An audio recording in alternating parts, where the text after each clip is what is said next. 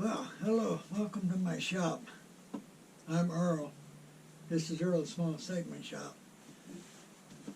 What I'm going to do today is make one of the flower turnings. That's one of the turnings that the real wide open. You look in the top and it looks like flowers. I've made some before. Last two I had, my daughter took them home, so I don't have any right now, but I'm going to reuse one of my old patterns.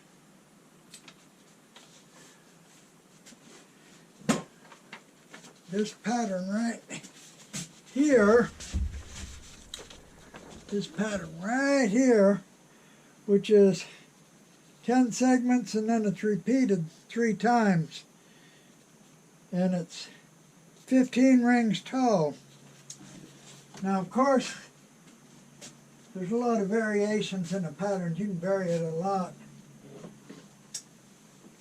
And the colors I use here don't necessarily coincide with the colors of the wood. Now these, last time I did it, I used 3 different woods. One color, two rows, one color, and then a darker color, a lighter color, and a darker color again, and two different patterns. In other words, 3 woods here and 3 different woods here. 6 different woods in all, and then of course a different wood to fill in right here on the top. The problem is, I want a good angle. I'd like to have 45-degree angle. If I have a 45-degree angle, where's my drawing at? Well, this ain't the right drawing. This is the right drawing I got. If I make the segments, they're all going to be open segments. If I make them 3/4 of an inch tall and I have a 45-degree angle, that means each ring is going to have to be 3/4 of an inch out on both sides, which is 1.5 inches. Well, 15 inches tall times 1.5 inches gives me up in about 22 inches. That's just for the open segments. Then I have to have a bottom on it. That increases the width. So it's way too big for my lathe to do that. I'm going to use 1/2 inch high segments. And even if I use 1/2 inch high segments at a 45-degree angle, that would mean 1 inch for each ring. That would be 15 inches diameter increase from the base. And base, I got a 5-inch base. That's really not big enough, but it's what I'm going to have to use. I'd rather have a 6 or 7, but I'm going to use the 5. That gives me 15 inches for that, plus 5 inches for the base would give me 20 inches. Already that's too big for my lathe. 20 inches right at the limit. Wouldn't be able to add a top ring. So what I'm going to do is compromise again. I'm going to make each ring 3/4 of an inch bigger than the ring before. And when I'm done with the base of 5 inches and the top ring, I'll be running about 18 inches in diameter. So you can adjust the height, the angle you come out at to fit your lathe. I mean, yeah, I'd like to have it open more, but I'm not going to get it. So I'm going to go, I got it drawn out here. I don't know what the exact angle is, but it ain't 45. I got it drawn out. A 5-inch base, and each ring is 3/4 of an inch bigger. And then I got to add the top to it. Now I'm going to use, instead of using 3 woods for each petal, I'm going to use 5 woods. 5 different woods. I don't know. These are the 5 I'm going to use for one petal. And then these are the 5 I'm going to use for the other pedal. And I can't get them up straight, yeah. These are the 5 I'm going to use for the second pedal. So, I got the stock all prepared. And I decided what I want to do, last minute decision. Oh, these things are getting all messed up here. I don't care. I'll remember how they go. I decided I'm going to put some trim rings on the bottom and the top. So I cut some trim ring stock. Some Macassar ebony and some lightest color maple I got. I cut them down thin. I don't know the actual exact thickness of them.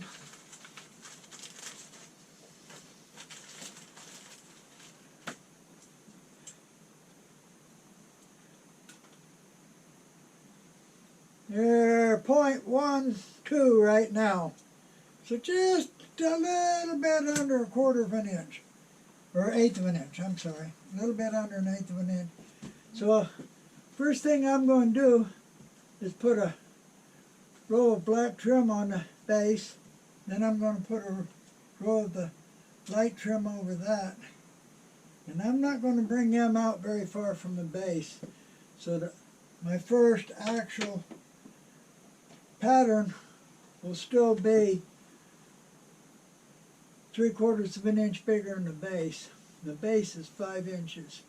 So it'll be 5 3/4 inch. And I'll just put the trim rings under there. The base is going to have to be straight sided, otherwise it's just going to be too small to sit up.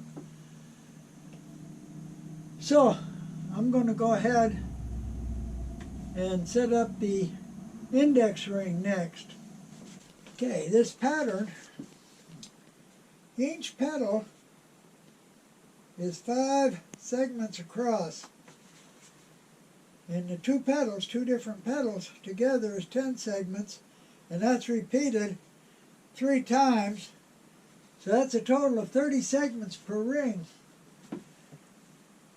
which means I'm going to need 60 equally spaced indexes. 30 for the first ring, 30 for the second ring. So I'm going to use the 120 index ring. Right now I've got it marked. Well, I was using 20 indexes, or 20 segments per ring, 40 indexes. So I'm going to take some alcohol and I'm going to remove the old marks from it.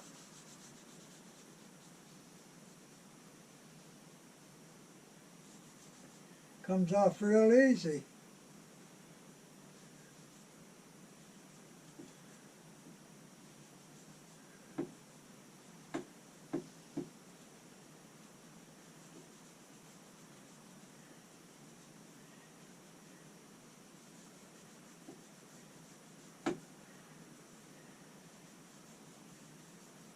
Okay, all the old marks are off.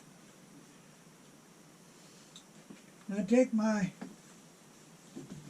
felt tip markers, magic markers, whatever you want to call them. Let's see, I'll take a green one and a purple one, okay? Don't make any difference what colors I use. And what I'm going to do is mark one purple. Ow. Then I'll skip one and mark one green.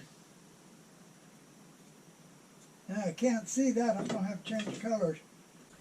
Okay, I've changed the colors I'm going to use. I'm going to use black and red. So, first I'm going to mark one red. Then I'm going to skip one and mark one black. Then I'll skip one, doggone it, and mark one red. And then skip one and mark one black. When I get done, I'll have 30 red and 30 black, so I'm going to go ahead and finish marking them all. The base actually right now measures about 5 1/8 inch. It'll be 5 inch when I'm finished. So I'm going to put this ring on just a little bit bigger. I'm going to put it on at 5 1/4 inch.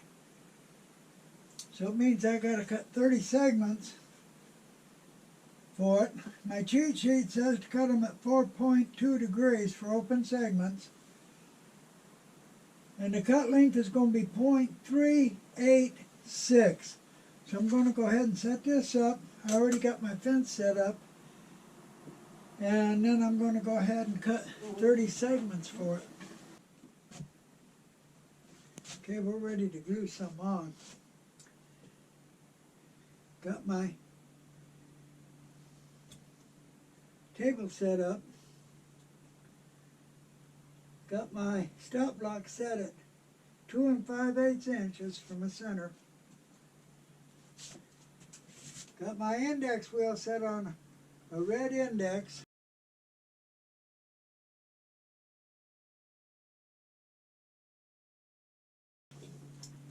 And these things are awfully small, which means they're almost impossible to hold, which makes it difficult to glue them. It makes it difficult to put a layer of glue on them because, wow, it's going to be fun because they're small. So I'll put it in there, hold it for 5 seconds. I'll go to the next red index, and I'll try and get some glue on another one without getting a gross amount. But you get a gross amount anyway on these small things.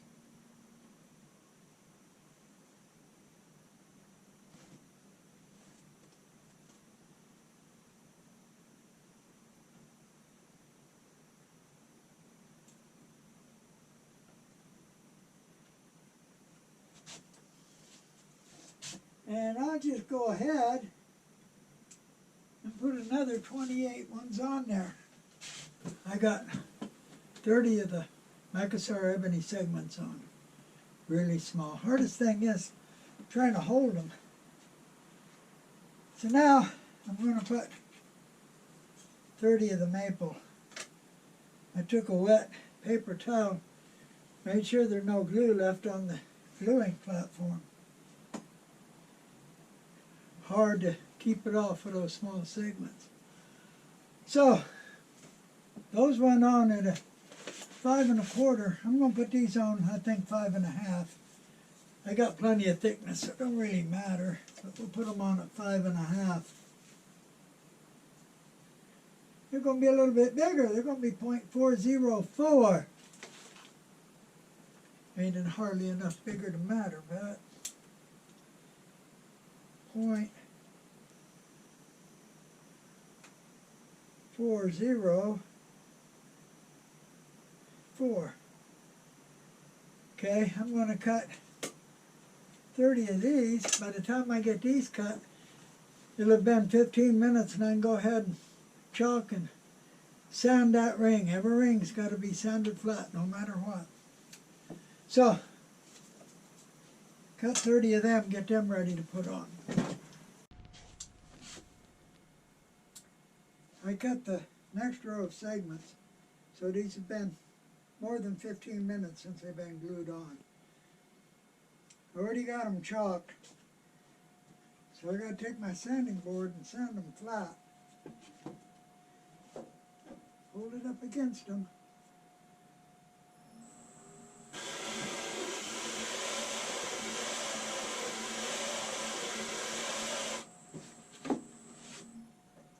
Okay, all the chalk's gone. That means they're all flat. So I'm ready to glue the next row on now. I got these for 5.5 inch rings, so I got my stop block set for 2 3/4 inches. Using the index holes I got marked black. These are just slightly bigger than the others. Not enough so you can tell by looking. And they're still going to be hard to hold on to. Really hard. Just a little bit of glue. It's got to go all the way at the edges now.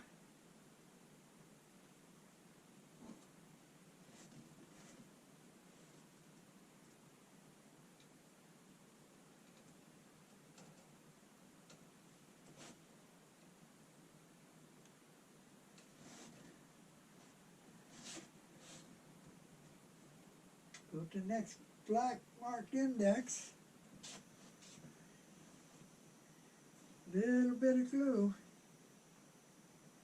These little ones are hard to get the right amount of glue. I always get too much. Really can't be helped.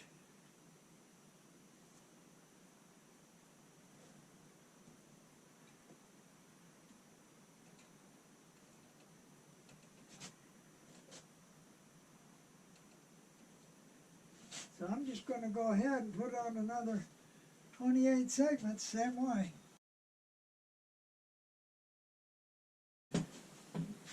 Man, it's hot today. Put my air conditioners away. 2 months ago it was cold. Now, 80 degrees today, so no way I can stay in the shop too long today. Same thing yesterday, it's going to be the same way tomorrow and the next day, I don't know. If I hook my air conditioners back up, then it would freeze, I know. I changed my mind on some of the woods. So this one here, I changed it and I included Padauk and Red Heart. And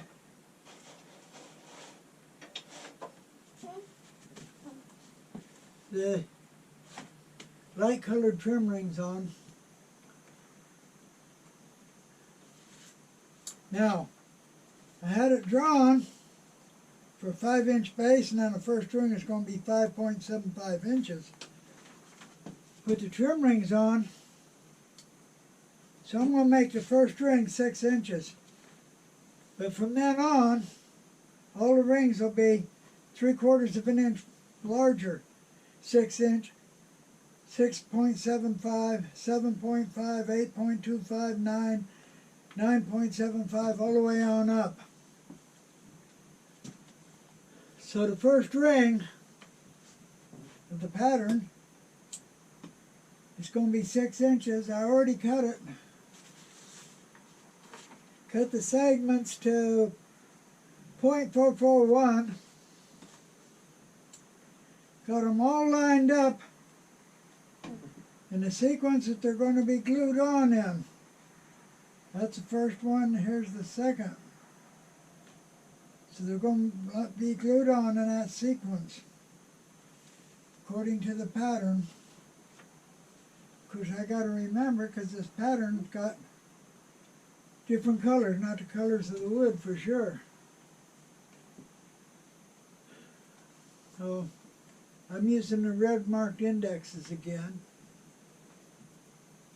I got my stop block set up for 3 inches from the center. So I'm just going to go ahead and glue this ring on. Got the 6-inch ring on. Got this ring cut for 6 3/4 inches.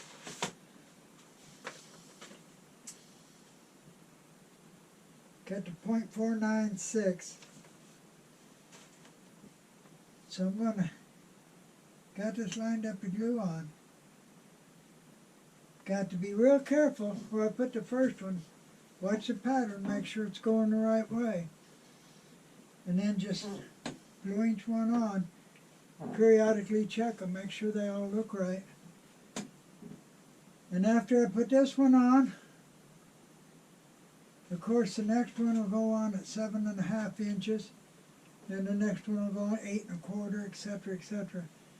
Till I get out to the 9th ring. That's for the pattern changes. So I'm just going to glue them on till I get out to the 9th ring.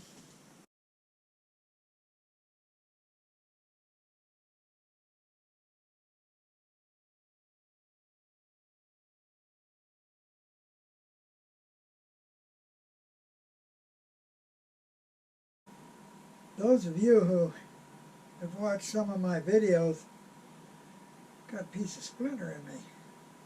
Oh, I get pieces of wood in my hand all the time. You know that I don't always do what I say I'm going to do. Sometimes I change while I'm working on it. And I'm looking at this, it's getting big. I'm deciding I'm not going to make it 15 rings tall. I'm going to make it 14 rings. So looking at the pattern, the bottom 8 rings are all the same. The 9th ring is where the pattern changes. Then 10th, 11th, 12th, 13th, 14th, 15th, all are different all the way up from the 9th ring. So if I want 14 rings, instead of making the pattern change in the 9th ring, I'll make the pattern change at the 8th ring. And that way I'll end up with 14 rings. Now if I wanted 16 rings, wanted it even bigger, I'd just go ahead and make another ring the same, make it 9 rings all the same, and then make the change on the 10th ring. So I've got 7 rings on now, and I'm going to start making the pattern changes. And I've got the 8th ring cut. Now I've got the pattern changes all lined up.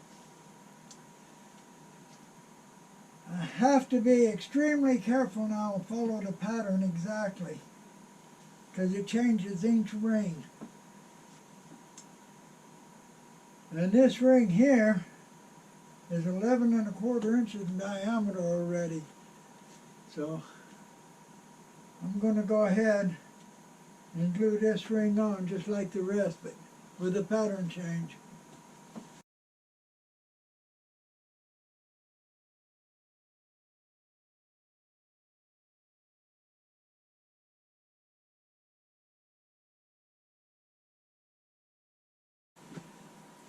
I got all the pattern rings on now, nice and big.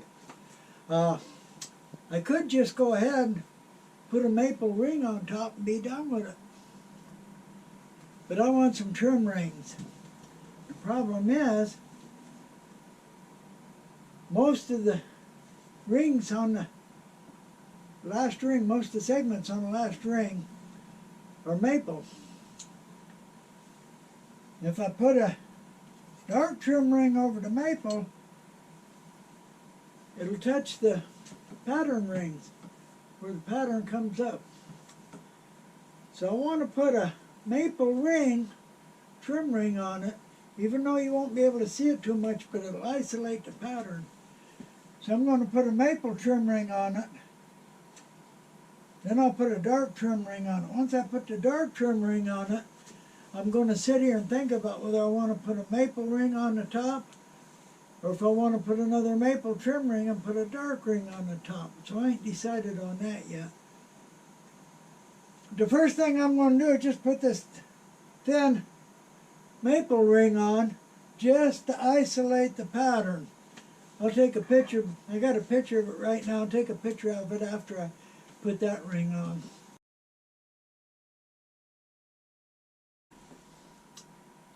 I've got the thin light ring on it. Trim ring, if you will, but really just to isolate the pattern. Now I could go ahead and just put a solid dark ring over it. Be done with it right there. Or I could put a dark trim ring on it and then put a light solid ring on it. Now I want it fancy. I'm going to put a dark trim ring on it, and I'm going to put another light trim ring on it. Then I'm going to put a dark solid ring on the top. So right now, I'm going to put Macassar ebony ring on it. Real thin stuff, about 0.1, 0.12, somewhere in that area, thick. So I'm going to go ahead and put an open segment ring of that on.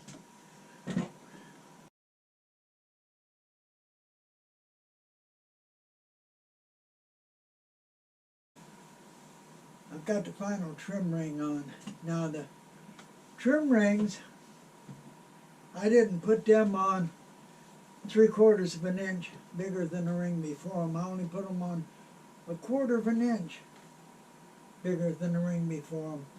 They're quite wide, so they should be okay.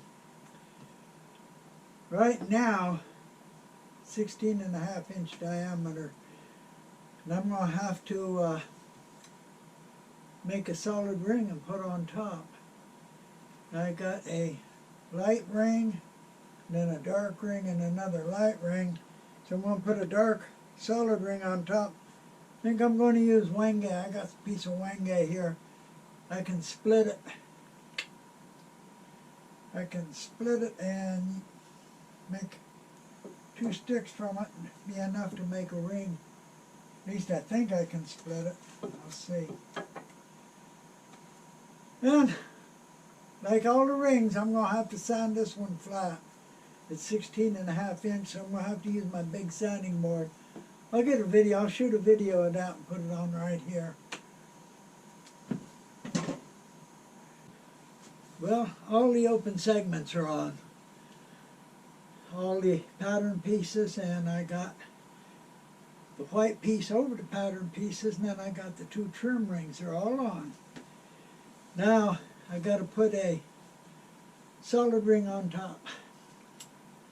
I'm going with a dark wood.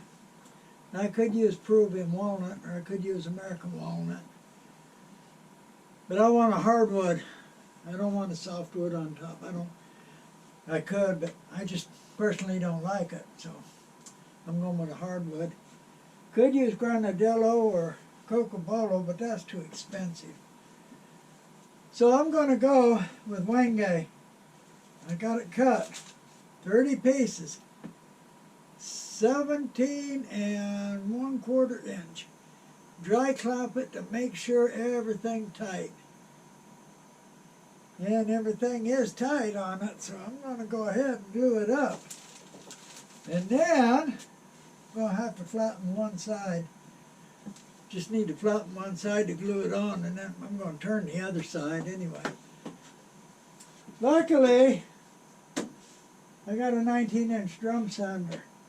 I could put it in the cold jaws with extensions and turn it and sand it flat with a sanding stick. And like I said, I'm going to make a quick video sanding the last trim ring. It's got to be flattened. I got to use my big sanding stick, sanding board. So I'm going to go ahead and shoot that. Then I'm going to go ahead and glue this up. Okay, it's all chalked up, ready to sand. Got my big sanding board.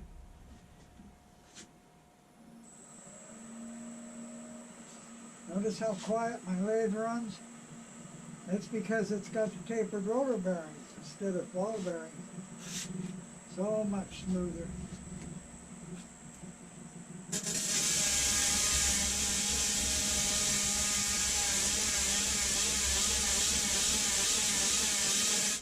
That should do it. Yeah, all the chalk's off. It's flat. I've got the top ring glued up, 17 1/4 inches. I could have put it through the drum sander, but I might get a little snipe on it doing that. I elected to do it on the cold jaws. Put it in the cold jaw, turn the face flat, put the sanding board on it and sand it flat. Okay, I'm going to turn it, then I'm going to sand it flat.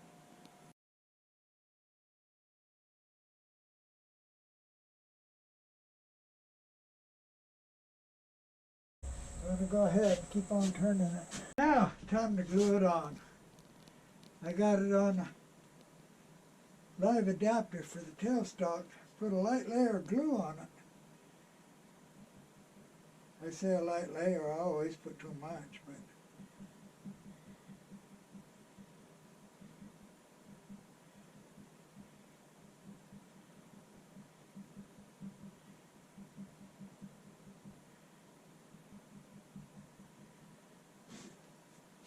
I'm sure that's too much, but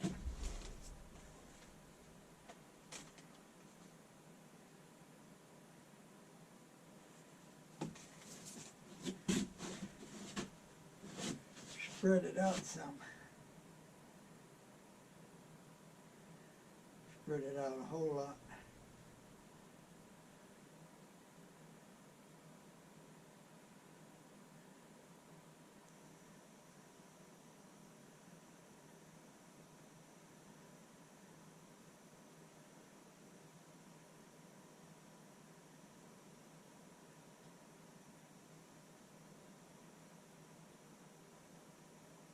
Wow.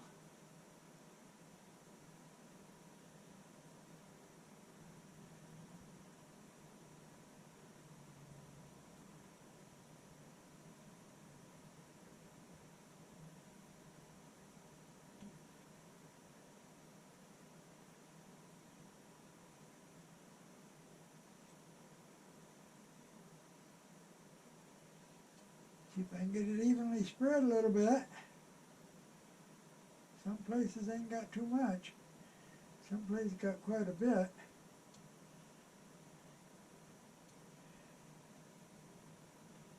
Pick up some of this heavy stuff and put it here where it's a little dry. That's got to be good enough.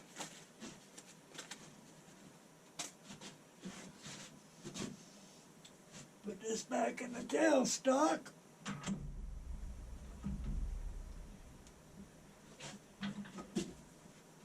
Bring it up and make sure the joints on a solid ring fall right over an open segment.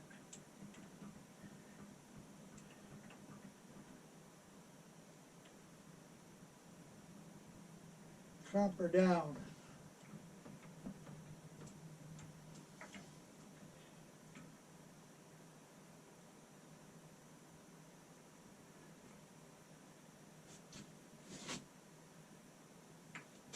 Make sure, making contact everywhere. Got good glue joints everywhere. Sure looks like it.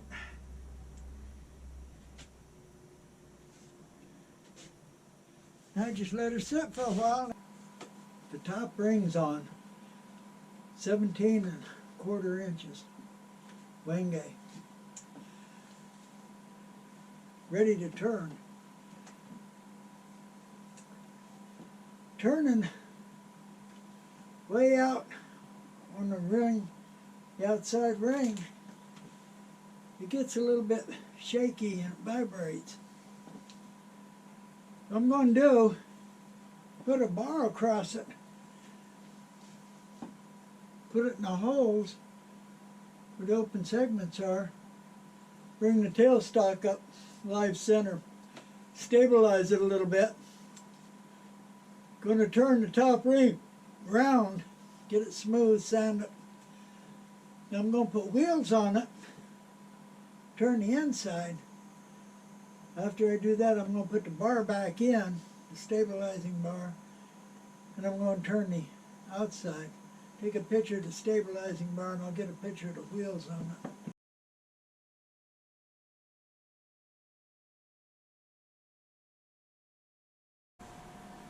I've got the inside turned and sanded. Now, you can do the outside first, inside first, however you like. When you got a big chunk of wood you're turning, naturally you turn the outside first, and then normally you put a tenon on it and turn it around, put it in the chuck, turn the inside. That makes sense, yeah. Open segment turning, it's already mounted on the chuck. You already got the shape. You already know how thick the walls are going to be. They're almost the right thickness to start with, so you can turn it either way. Now, I like to turn the inside first because most of my turnings, I get finished, they got a hole in the top and they're deep, can't get in and turn the inside, so I just turn it as I work my way up. And I'm accustomed to that, I'm used to it, so I turn the inside first. Now this one's easy to get to because of the shape of it, but normally I turn it as I work my way out. Anyway, I'm taking the wheels off, putting the brace back in to stabilize it, and I'm going to go ahead and turn the outside and sand it. I got the inside turned, I got the outside turned, I sanded it, and then, because Paduk, even bloodwood, likes to run when you put finish on it, get into the wood next to it, I sprayed it. Well, it was spun it about between 50 and 100 RPM and just sprayed it. Actually, I used lacquer. It come out okay.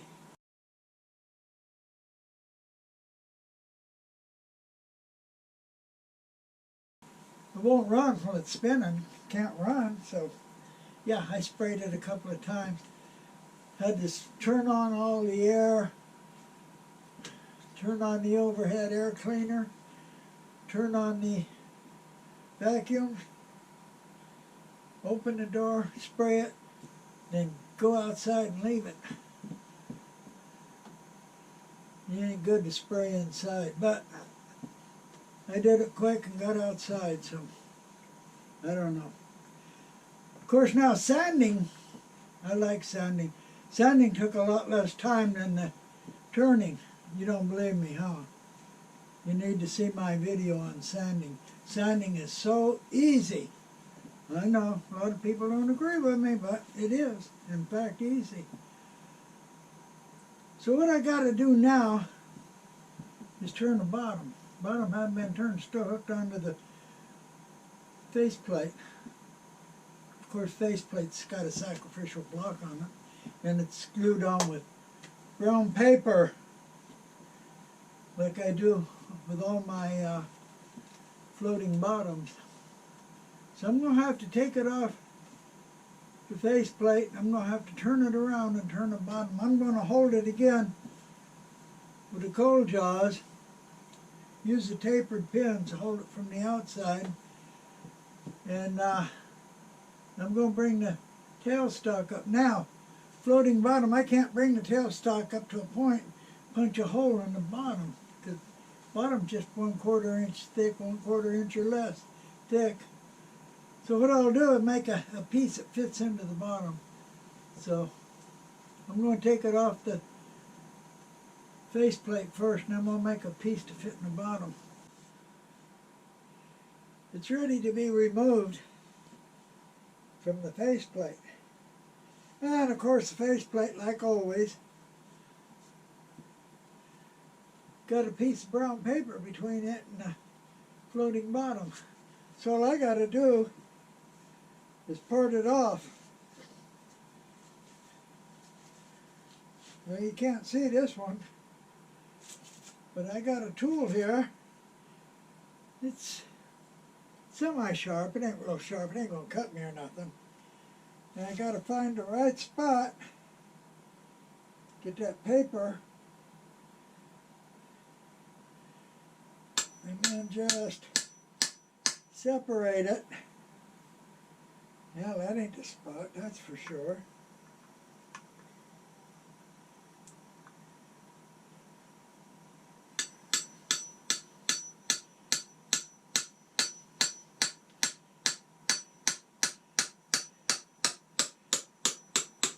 There it goes, there it goes. See that? Paper's gonna break. There it is, paper broke. Find the right spot. It's just easy enough to split that paper. It's heavy brown paper bag, not the light ones, but the heavy ones. Now, in order to bring the tailstock up, like I said, If I bring it up and just put it in the middle, it'll poke a hole right through that floating bottom. That's not good. So I got to make a piece that sits in here to spread the force out all over it. So that's exactly what I'm going to do now, to make a piece to fit in there. Okay, little piece of scrap wood, rounded the ends over so it sits right in here. You can bring a center point up and hold it, and this will spread the force out over the bottom so it won't punch a hole in it. So I can go ahead now and put it between center using the coal jaws to hold it onto the spindle. So I'm going to go ahead and mount it up, and then I'll be ready to finish turning the bottom. That's all I got to do. It's between centered now, so I can go ahead and finish turning the bottom. It's only going to take a minute just to turn off the paper and put a little angle here so it rides on a ridge around the edge. That's all I'm going to do. I got the bottom turned and signed. So basically it's finished. It don't look like much from the side. This one's made to be looked at from the interior. Very simple pattern. This is actually the pattern we used right here. Of course, the color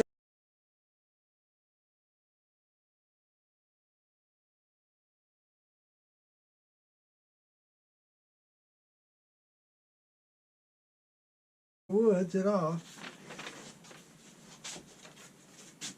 And this pattern,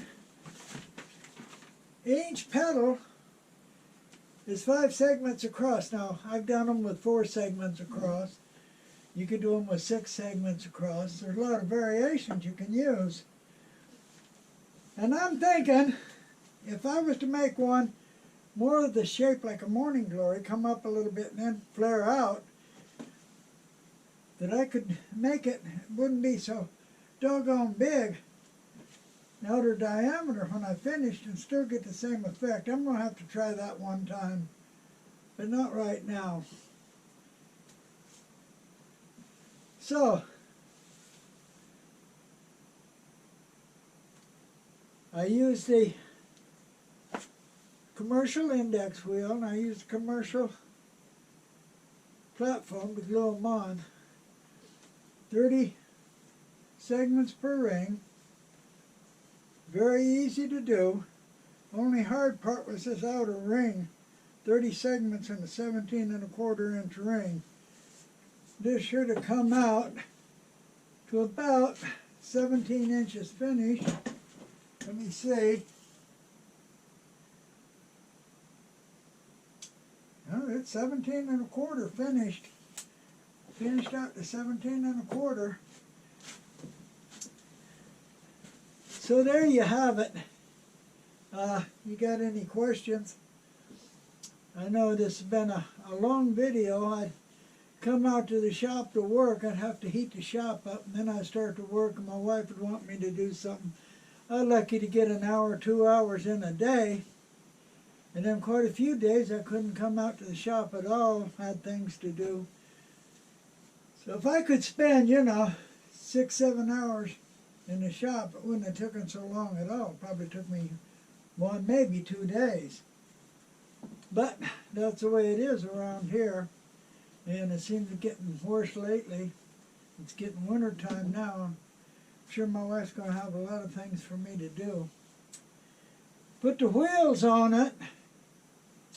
I had to change out the bearing of one wheel. Got one bad bearing. But I got a bunch of bearings from Amazon, the right size, for next to nothing. I think it was 40 bearings, almost nothing. And it's actually the same bearing as used on my bandsaw guides. Believe it or not, it's the exact same bearing, so it was a double good deal. Anyway, if If you got any questions, I'm going to leave my email up here and you can ask me. I got my cheat sheets. If you want a copy of my cheat sheet, just subscribe to the channel and then send me an email. Send me an email. Don't leave me a message saying you want. Just send me an email. And like I said, I'll leave the email up here. And next I'm going to have to make a small turning. It's promised for a friend. He did me a favor, and I make a turning for his wife. So I'm just going to make a small, simple turning next. So come back and see my next video. Thank you.